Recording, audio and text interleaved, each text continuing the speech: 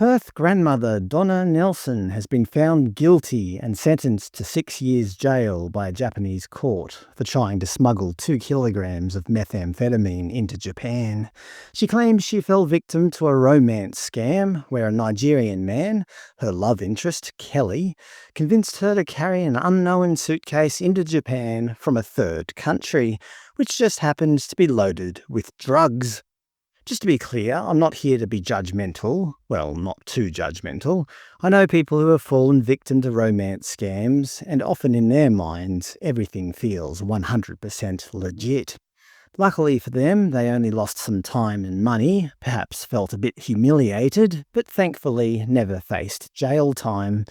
So on a human level, I feel for this lady, and my guess would be she probably did indeed to get tricked. But I still have my reservations, which I'll discuss later. Firstly, I'd like to focus on how the media have been portraying this. Thanks to a viewer for pointing this out. Early on in the saga, 19th of January 2023, on the ABC they reported, Aboriginal health advocate and former Greens candidate Donna Nelson detained in Japan. They describe her as an Aboriginal community leader, Ms Nelson, a Baladong Naji woman, chair of the West Australian Aboriginal Health Service.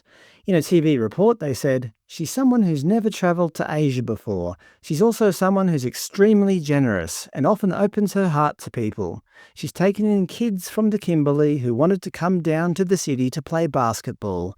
She's been heavily involved in charity work in the local Aboriginal community. Green Senator Dorinda Cox said, Donna is an amazing leader. She's an amazing advocate. When one of our leaders is impacted, we're all impacted. Yeah, we get it. She's a wonderful lady and an upstanding member of the community. How could this possibly happen?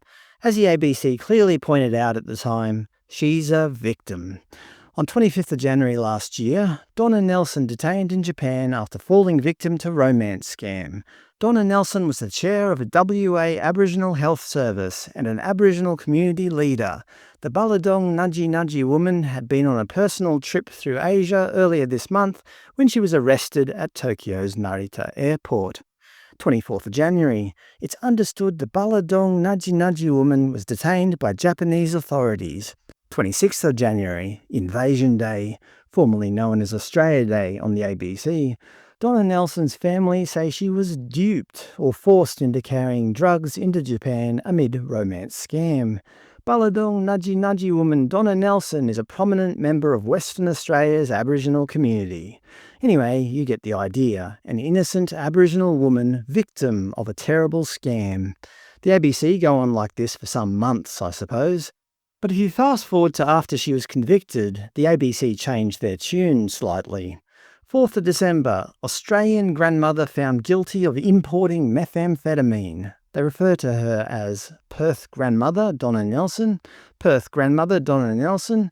Remember just last year? Indigenous leader, woman of integrity and credibility, Aboriginal health advocate, prominent Indigenous figure.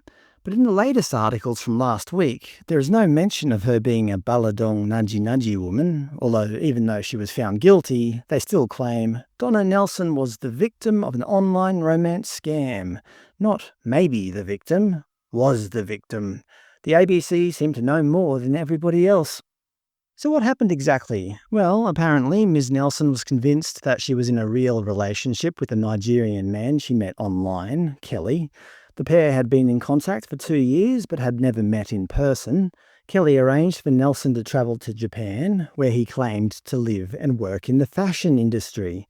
He chose the itinerary she would take, telling her that she would have to fly to the beautiful Laos for a 3-day stopover because of the busy period between Christmas and New Year. As she left the hotel in Laos, one of Kelly's business associates met her and asked her to take a suitcase, which she did think was a bit suspicious, but she checked it out and thought it looked okay. Unfortunately for her, the drugs had been concealed in the lining of the bag. Consequently, she was promptly arrested in no-nonsense Japan. Last month, 21st of November, her daughter spoke outside a Japanese court. I'm hoping that the judges can see that she's been a victim of this love scam and that she was not aware at all of what was in that suitcase. Well, as I said, I feel sorry for her mum. But Japanese courts have a reputation for being unsympathetic to claims of victimhood. This ain't Australia. Rather than a jury made up of civilians, the verdict was a decision for 3 professional judges and 6 civilians known as lay judges. Courts are known for being extremely strict, with conviction rates in excess of 99%. Good luck trying to convince the judges that a strange man in Laos made me do it. The prosecution labelled her untrustworthy, as she failed to declare that the bag was not hers, and she stated her reasons for the visit as business instead of love. The Japanese court ruled that Ms. Nelson missed red flags, which led her to carry the bag to Japan despite raising concerns about collecting a strange bag before her trip. The judge said the strangeness of the request was not resolved, and the doubt something illegal could be inside the suitcase was also not resolved. Ms. Nelson's family have vowed to continue fighting against this injustice. As promised earlier, I said I had some reservations. Prepare for me to be a little bit judgmental. If a person you have never met asks you to collect a strange suitcase in Laos when you're travelling from Australia to Japan, would you ever think that is above board? Would you ever think that's a normal, honest request? Why didn't the business associate post the suitcase or the contents to Japan? Why didn't he take it himself? My advice is simple.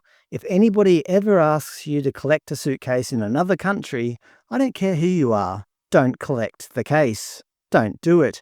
Asian countries have the death penalty, and Japan is no exception.